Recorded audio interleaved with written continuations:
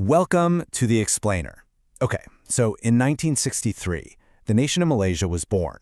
But was it really a new nation, or just a bigger version of an old one? Today, we're going to unpack the original legal analysis from that very moment, to see why the document that created Malaysia was way more than just an update. It was a complete reinvention. So let's jump right in with the author's big, bold claim. The argument here is that the Malaysia Act of 1963 wasn't just a simple tweak to the old Constitution of Malaya. Nope, it was creating something brand new, from the ground up, for a country that was itself completely new. This wasn't just an expansion, it was a reinvention. And that, right there, is the big question we're going to be exploring. I mean, if this really was a new country, what exactly made it so different? What was baked into its DNA from day one? Well, that's what we're about to see. The answer is all about a series of carefully negotiated inequalities.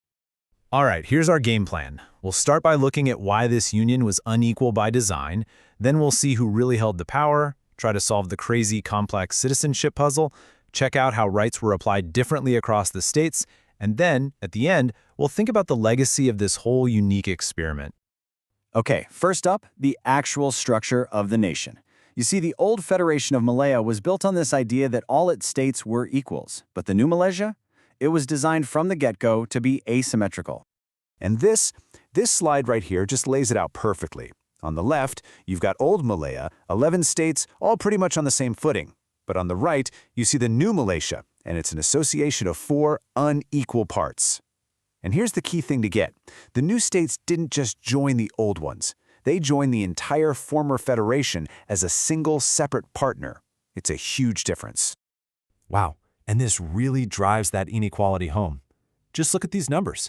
The Borneo states, Sabah and Sarawak, got way more seats in parliament than their populations would suggest. This wasn't about one person, one vote. The source tells us this was the result of hard political bargaining.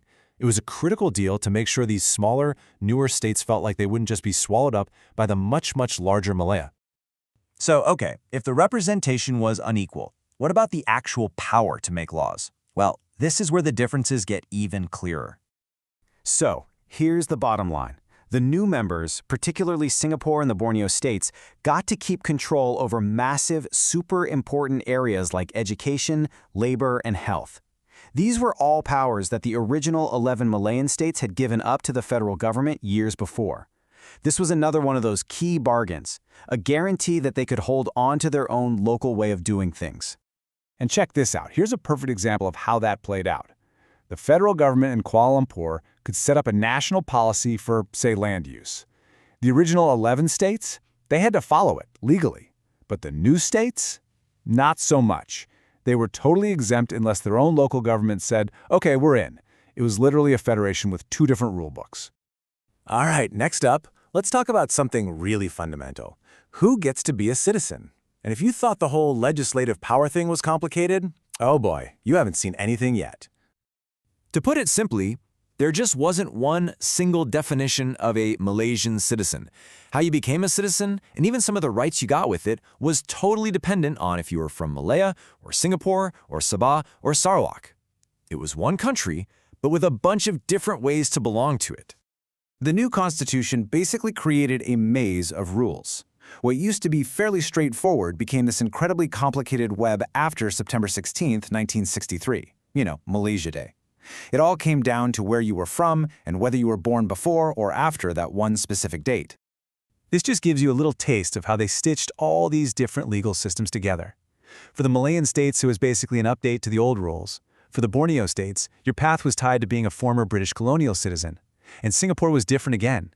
If you were a Singaporean citizen, poof, you were automatically a Malaysian citizen.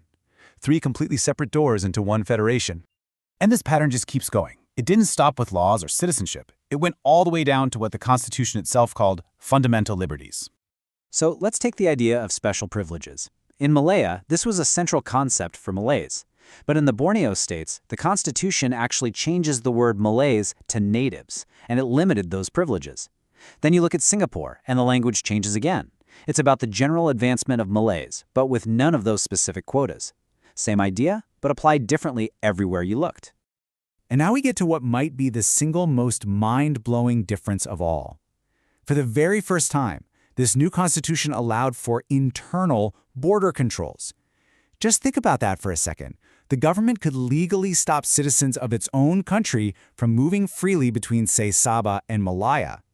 This was a non-negotiable demand from Sabah and Sarawak to protect their people and their economies from being overwhelmed. So what does all this add up to? We've seen this deliberate pattern of asymmetry woven right into the DNA of the new nation. Let's just pull it all together. So we've seen how the whole federation was built on these pillars of difference. You had unequal representation in parliament, different powers for different states, all these different ways to become a citizen, different rights, internal border controls, and even a whole new court system. At every single level, this new country was built on a foundation of difference. At the end of the day, the crucial takeaway is this. The Malaysia Act didn't just add a few new states to the map. It created a totally new kind of political animal. And all those inequalities we've been talking about, they weren't mistakes. They weren't bugs in the system. They were the features. They were the deliberate, hard-fought compromises, the necessary price of admission that made the whole thing possible. And that leaves us with one last big question to chew on. This incredibly unique constitutional experiment from 1963 really set a complex stage. And the question that still hangs in the air all these decades later is how a nation that was founded on such different rules for different people goes about building a shared identity.